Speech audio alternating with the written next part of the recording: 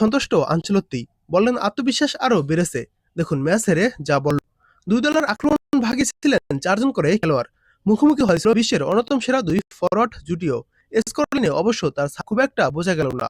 ফক্সবরোর JELET স্টেডিয়ামে গতকাল রাতে ব্রাজিল ও ফ্রান্সের মধ্যে প্রীতি ম্যাচে গোল হলো মাত্র ৩টি। ব্রাজিলের বিপক্ষে ২-১ গোলে জিতেছে ফ্রান্স।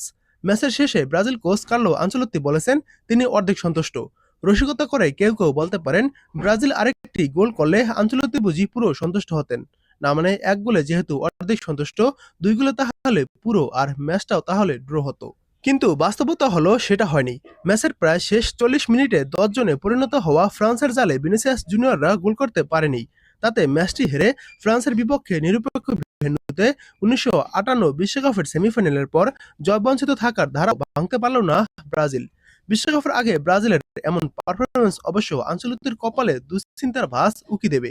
তবে সাংবাদিকদের সামনে তিনি সেটা একটুও বুঝতে দেননি। আনচেলত্তি বলেছেন, ম্যাচ হারলে কেউ খুশি হয় না, তাই বলতে পারেন এই ফলে আমি অর্ধেক সন্তুষ্ট। সামনে এখনো দীর্ঘ পথ, তবে ইতিবাচক থাকার মতো কারণও আছে। আনচেলত্তি মনে করেন তার খেলোয়াড়রা ম্যাচের শেষ পর্যন্ত লড়াই করেছে। কিছু ভালো সুযোগও তৈরি করা গেছে। সমস্যা হয়ে দাঁড়ায় নিজেদের অর্ধ থেকে খেলাটা তার শিশুরা ভালোভাবে তৈরি করতে পারেনি। ফ্রান্সের প্রতি আক্রমণ ঠেকাতেও ভুগেছেন।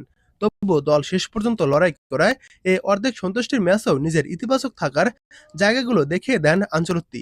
তিনি বলেন, আমার মনে হয় আজকের ম্যাচটি একটি বিষয় পরিষ্কার করে দিয়েছে। আমরা বিশ্বের সেরা দলগুলোর সঙ্গে পাল্লা দেওয়ার মতো ক্ষমতা রাখি। এ নিয়ে আমার মনে কোনো সন্দেহ নেই। আজকের ম্যাচে আমরা একটি শক্তিশালী ও মানসম্পন্ন দলের বিপক্ষে খেলেছি এবং জয়ের জন্য শেষ পর্যন্ত লড়াই করে গিয়েছি। আমি বিশ্বাস করি সবটুকু শক্তি দিয়ে আমরা বিশ্বকাপ জয়ের লড়াই করব। এই ম্যাচের আগে চলতি বছর ভিনিসিয়াস জুনিয়র ও রাফিনিয়া সম্মিলিতভাবে ৩০ গোলে অবদান রাখেন। বিপরীতে কিলিয়ান এমবাপ্পে ও ওসমান দেমবেলে সম্মিলিতভাবে ২২ গোলে অবদান রাখেন। বলতে পারেন বিশ্বের অন্যতম সেরা দুই ফরওয়ার্ড জুটির মুখোমুখি হওয়ার ম্যাচ ছিল এটি। কিন্তু সেই লড়াইয়ে গোল পেলেন শুধু কিলিয়ান এমবাপ্পে। বিনি পুরো সময় খেলেও গোল পাননি। রাফিনিয়াকে চোটের কারণে তুলে নেওয়া হয় ৪৫তম মিনিটে। ব্রাজিলের এই দুই তারকার পারফরম্যান্স তেমন সন্তোষজনক ছিল না।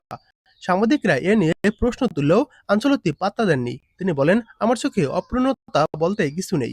রাফিনিয়া ভালো খেলেছে, কিন্তু প্রথমার্ধের শেষ দিকে ওর কিছুটা সমস্যা হওয়ায় উঠিয়ে নিতে হয়েছে। সে সুযোগ তৈরি করেছে, বল ছাড়াও তার মুভমেন্ট ভালো ছিল। বিনি সবসময় প্রতিপক্ষের জন্য বিপজ্জনক। সে গোল না পেলেও এমন একজন স্ট্রাইকার যে কোনো সময় সে গোল করতে পারে। দুজনের পারফরম্যান্সেই আমি সন্তুষ্ট। তবে একটি বিষয়ে আনচেলত্তি মনে মনে অসন্তুষ্ট হতে পারেন।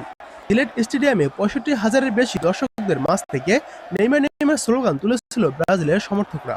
জাতীয় দলের বাইরে থাকা কাউকে নিয়ে এত গুঞ্জন, স্লোগান কেন? সেই বিরক্তিটা পরোক্ষভাবে ধরা পড়ল আনচেলত্তির কথায়। তিনি বলেন, এখন আমাদের শুধু তাদের নিয়েই কথা বলা উচিত যারা দলে আছে এবং খেলছে। তাদের অর্জনে আমাদের মনোযোগ দেওয়া প্রয়োজন এবং ক্রোয়েশিয়ার বিপক্ষে পরের ম্যাচের প্রস্তুতিতে নিতে হবে।